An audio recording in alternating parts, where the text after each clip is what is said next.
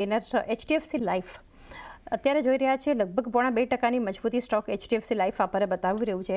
સાથે SBI life એ બંનેમાંથી કોઈ સેટઅપ તમે ક્યાં સ્ટ્રોંગ જોઈ રહ્યા છો? કારણ કે ત્યાં પણ લગભગ 1.25% ખરીદારી બનતી જોઈ રહ્યા છે. એચડીએફસી લાઈફ એસબીઆઈ લાઈફ માટે કઈ રીતે જીગર આપ સલાહ આપશો?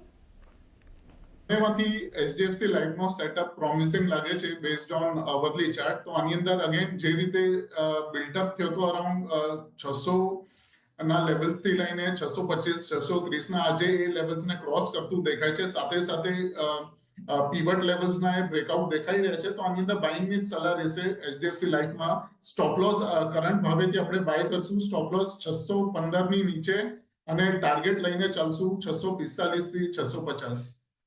645 650 ટાર્ગેટ. એક વ્યૂ બંને કંપનીઓમાંથી એચડીએફસી લાઈફનું એક સ્ટેટસ વધારે સ્ટ્રોંગ છે. બે ઓટો કંપનીઓ જે ગેઇનિંગ કાઉન્ટર્સમાં છે, વિરાટ, બજાજ ઓટો અને હીરો મોટોકોર્પ, બંનેમાં લગભગ 1.25% વધુની મજબૂતી આપણે જોઈ રહ્યા છીએ અને બંને કંપનીઓ અત્યારે ડેઝ હાઈ પર છે. તમે કઈ રીતે સલાહ આપશો અહીંયાથી? અને આમાં આ બંને કંપનીઓમાંથી ક્યાં સેટઅપ સ્ટ્રોંગ છે, બજાજ ઓટો કે હીરો મોટોકોર્પ? તો બજાજ ઓટોની વાત કરીએ તો બજાજ ઓટોમાં આપણને સારું બંને જ કાઉન્ટરમાં અગર ઇફેક્ટ આપણે જોવા જઈએ તો સારું કરેક્શન આપણને બંનેમાં ઓબ્ઝર્વ થતું જોવા મળ્યું છે.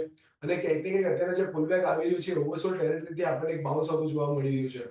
તો ફિલહાલ માટે મને બંને જ કંપની થોડી નેગેટિવલી ટ્રેડ થતી એવું લાગી રહ્યું છે. કારણ કે છેલ્લા ઘણા સમયથી આપણે જોયું છે કે એક લોઅર હાઈ લોઅર લો ફોર્મેશન ફોર્મ કરી રહ્યા છે. અત્યારે જે બાઉન્સ છે એ આપણને બાઉન્સ એટલું પ્રોમિસિંગ નથી લાગી રહ્યું. કદાચ હાયર એન્ડથી આપણને ફરીથી પ્રેશર બિલ્ડ થતું જોવા મળે. હીરો મોટોકોર્પની વાત કરીએ તો અગર જો 3800 ની આસપાસનો લેવલ મળે છે તો એક સારા લેવલ હોઈ શકે છે જ્યારે તમે શોર્ટ કરીને ચાલી શકો છો. સેમ વે અગર બજાજ ઓટોની વાત કરીએ તો બજાજ ઓટોમાં પણ આપણે જોયું હતું કે વચ્ચે કન્સોલિડેશન આપણને બનતું જોવા મળ્યું, જ્યાં 8400 ની આસપાસના લેવલ્સ પર આપણને કન્સોલિડેટ થતું જોવા મળી રહ્યું હતું. એના બ્રેકડાઉન બાદ આપણને એક સ્ટ્રેટ ફોલ બનતો જોવા મળી રહ્યો છે. અત્યારના એક હલકું પુલબેક આપણને બનતું જોવા મળી રહ્યું છે. તો બંને જ કાઉન્ટર માટે અત્યારના એક નેગેટિવ આઉટલુક છે. તો બાય કરવાની રિકમેન્ડેશન બેમાંથી કોઈમાં પણ નહીં રહે. ઓકે, એક વ્યૂ જે બનતો જોઈ રહ્યા છે આ સ્ટોક્સ અત્યારે ઓટો કંપનીઓ ગેઇનિંગ કાઉન્ટર્સમાં આપણને નિફ્ટીમાં દેખાડી રહી છે. આ સિવાયના સ્ટોક પર એક વ્યૂ લઈએ, એ છે એલએનટી. જીગર, 0.5% વધુ મજબૂત છે સ્ટોક. અત્યારે 3276ની આસપાસ એક ખરીદારી બતાવી રહ્યું છે એલએનટી. કઈ રીતે ચાર્ટ સેટઅપ જોઈ રહ્યા છો તમે? સી એલએનટીમાં overall bullish setup as of now નથી લાગતો, બટ હા બાઉન્સ દેખાઈ રહ્યો છે બીકોઝ ઓવરસોલ્ડ છે. બટ આની અંદર એક ઇન્ટરેસ્ટિંગ વસ્તુ એ છે કે જે ટોપ હતું અરાઉન્ડ 4000 ના લેવલ્સે 12 ડિસેમ્બરનું, ત્યાં આગળ એક હેડ એન્ડ શોલ્ડર બની હતી અને એના પછી જે નેકલાઇન બ્રેકડાઉન હતો એ 36,600 ના અપ્રોક્સિમેટ હતો. તો આનો જે પેટર્ન જે છે હેડ એન્ડ શોલ્ડરની, એનો અપ્રોક્સિમેટ જે ટાર્ગેટ હોય એ થઈ ગયો છે. એટલે અહીંયાથી એક સારો બાઉન્સ એક્સપેક્ટેડ છે. તો આ બાઉન્સ આપણે પ્લે કરી શકીએ છીએ. તો ઓવરઓલ 3250 સુધી મળે ક્યાં તો કરંટ ભાવેથી ત્યાં સુધી આવે તો બાય કરવાની સલાહ રહેશે. સ્ટોપ લોસ 3150 ની નીચે રાખશું અને ટાર્ગેટ લઈને ચાલશું 3400 નો. ઓકે, 3400 નો એક ટાર્ગેટ રાખી શકો છો. એક વ્યૂ એલએનટી માટે બનતો દેખાડી રહ્યો છે.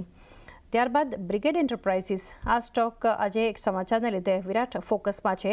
કંપની ચેન્નઈમાં જે રેઝિડેન્શિયલ પ્રોજેક્ટ શરૂ કર્યો છે એટલે બ્રિગેડ એન્ટરપ્રાઇઝિસમાં આજે આપણે જોઈ રહ્યા છીએ કે એક પોઝિટિવ એક્શન દેખાડી રહી છે. તમારો વ્યૂ કઈ રીતે રહેશે કંપની પર?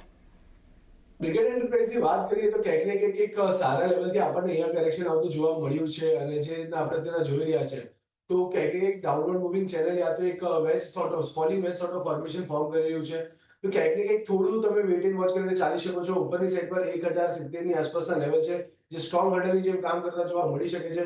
અગર જો 1070 ની ઉપર સસ્ટેન કરવાનું સ્ટાર્ટ કરે છે તો અહીંયાથી આપણે એક્સપેક્ટ કરી શકીએ કે ઉપરમાં 1200 ની ઉપર આપણને 1350 સુધીના લેવલ્સ પણ આવતા જોવા મળે.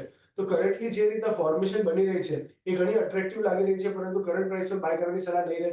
કદાચ આપણને ફરીથી 950 ની નીચે અગર સ્લિપ થતો જોવા મળે તો અહીંયાથી નેગેટિવિટી એક્સટેન્ડ થતી જોવા મળે.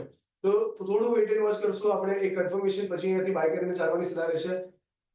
1070 ની ઉપર આપણને મળે છે ત્યાંથી બાય કરો. 1200-1300 રૂપિયા સુધીના ટાર્ગેટ તમે બનતા જોવા મળી શકે છે. 1000 રૂપિયાનો સ્ટોપ લોસ તમે રાખી શકો છો. તો કન્ડિશનલ બાય છે 1070 ની ઉપર બાય કરવાની સલાહ રહેશે. ઓકે, 1070ની ઉપર કન્ડિશનલ બાય આપણને મળતું દેખાડી રહ્યું છે બ્રિગેડ એન્ટરપ્રાઇઝિસ પર. આ જ સેક્ટરમાંથી જીગર એક ડીએલએફ માટે આપની પાસેથી વ્યૂ લઈએ. આજે ઓવરઓલ રિયલ્ટી પર તો એચએસબીસી રિપોર્ટ છે, ડીએલએફ પર તેઓ પોઝિટિવ પણ એક વ્યૂ આપી રહ્યા છે. જેફરીઝ પણ ખરીદારીની સલાહ આપી રહ્યા છે. ડીએલએફમાં અત્યારે આપણે જોઈએ તો એક મજબૂતી સાથે સ્ટોકમાં એક કામકાજ થઈ રહ્યું છે. 1%થી વધુની ખરીદારી જોઈ રહ્યા. 1.5% ઇનફેક્ટ અત્યારે મજબૂત છે ડેઝ હાઈના લેવલ્સ પર. કઈ રીતે સલાહ રહેશે આપની? Sir overall based on અવરલી chart એક સેટઅપ સારું દેખાઈ રહ્યું છે. અગેન ઇચીમોકુ ક્લાઉડની બહાર બ્રેકઆઉટ દેખાઈ રહ્યું છે. સાથે સાથે જે રેઝિસ્ટન્સ લેવલ હતા 679 એના ઉપર ટ્રેડ કરી રહ્યો છે, તો બાઇંગની સલાહ રહેશે. સ્ટોપ લોસ 665 ની નીચે રાખશું અને ટાર્ગેટ જે રહેશે અરાઉન્ડ પહેલો ટાર્ગેટ રહેશે 695 નો અને બીજો રહેશે 700 નો. 95 પહેલા લક્ષ્યાંક કરે એની ઉપર 700 સુધીના લેવલ્સ જે છે આપણને અહીંયાથી દેખાઈ શકે છે. ખાસ કરીને કાઉન્ટર ડીએલએફ માટેનો એક વ્યૂ બનતો દેખાડી રહ્યો છે. આ સિવાય ના કાઉન્ટર પર એક વ્યૂ લઈએ. અન્ય એક મજબૂતી જે થોડો ઘટાડાવાળા કાઉન્ટર પણ જોઈએ, કારણ કે અત્યારે જોઈ રહ્યા છે 22,500ની નીચેની આસપાસ અત્યારે નિફ્ટીમાં કારોબાર છે. ઓવરઓલ આઈટી જુઓ વિરાટ, કારણ કે ફરી આજે ઇન્ફોસિસમાં વેચવાલી, એચસીએલ ટેક પ્રેશરમાં, ટેક મહિન્દ્રામાં દબાણ આપણને બનતું દેખાડી રહ્યું છે. કઈ રીતે સલાહ આપશો તમે? અત્યારે આઈટીમાંથી ઘટાડે કોઈ ઓપોર્ચ્યુનિટી છે કે હજુ પણ રાહ જોવી જોઈએ? ઇન્ડેક્સ પણ ઇનફેક્ટ અત્યારે 0.5% દબાણ બતાવી રહ્યું છે નિફ્ટી આઈટી. તો મને થોડું કન્વિન્સિંગ નતું લાગી રહ્યું આઈટી, એટલા માટે જ મારો જે કોલ બી હતો એમ્ફોસિસ પર એના પર શોર્ટ કરીને ચાલવાની સલાહ હતી. બિરલા સોફ્ટમાં પણ તમે જુઓ તો ત્યાં પણ આપણે એક સારું કરેક્શન આવતું જોવા મળી રહ્યું છે. ઇન્ફોસિસમાં પણ અગર આપણે જોઈએ તો ઉપરના લેવલથી આપણને એક હલકું પ્રેશર બિલ્ડ થતું જોવા મળ્યું. પરંતુ કંઈક ને કંઈક જે બીજા આઈટીના ચાર્ટ છે એમાંથી મને ઇન્ફોસિસનું કાઉન્ટર થોડું અટ્રેક્ટિવ લાગી રહ્યું છે, કારણ કે કંઈક ને કંઈક નીચેના લેવલ જે 1700 ની આસપાસના લેવલ છે ત્યાં ઘણા ટાઈમથી આપણને હોલ્ડ થતો જોવા મળી રહ્યો છે. આ લેવલને બ્રીચ કરવા માટે રેડી નથી. તો ક્યાંક ને ક્યાંક અહીંયાથી બુલ્સનું કંટ્રોલ છે. 1700 ની નીચે આપણને વધારે મૂવ થતો નથી જોવા મળી રહ્યો, અને અગર જાય પણ છે તો ફરીથી આપણને મુવમેન્ટ પોઝિટિવ સાઈડની આવતી જોવા મળે છે, જે 1700 ના લેવલને જાળવી રાખવા માટે સક્ષમ રહ્યા છે. તો અહીંયાથી તમે એક વખત માટે અગર જો તમને સારો કાઉન્ટર લાગતો હોય તો ઇન્ફોસિસમાં તમે લોંગ કરીને ચાલી શકો છો. નીચે 1660 ની આસપાસના લેવલ છે જે સ્ટ્રોંગ સપોર્ટની જેમ કામ કરતા જોવા મળી રહ્યા છે, અને પ્રીવિયસલી આ જ લેવલ હતા જેને હર્ડલની જેમ કામ કરતું જોવા મળ્યું હતું.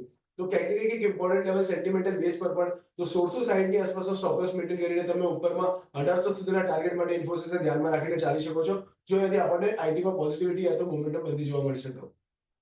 હા, પોઝિટિવ મોમેન્ટમ આવે છે તો ઇન્ફોસિસ 1660નો સ્ટોપ લોસ, 1800ના ટાર્ગેટ મેળવી શકો છો. અને એમ્ફેસિસમાં એક શોર્ટ કોલ આજે ટ્રેડિંગ કોલ્સમાં વિરાટ તરફથી છે. જીગર, છેલ્લે કાઉન્ટર જાણીએ આપની પાસેથી. મેટલ જે ઓવરઓલ મજબૂત છે તો એક હિન્દુસ્તાન કોપરનું કાઉન્ટર ધ્યાનમાં આવી રહ્યું છે જીગર, કારણ કે એફએનઓમાં સૌથી વધારે મજબૂત છે સ્ટોક. 2.5% ખરીદદારી સાથે શોર્ટ કવરિંગ થઈ રહ્યું છે હિન્દુસ્તાન કોપર. કઈ રીતે તમે સલાહ આપશો અહીંયા?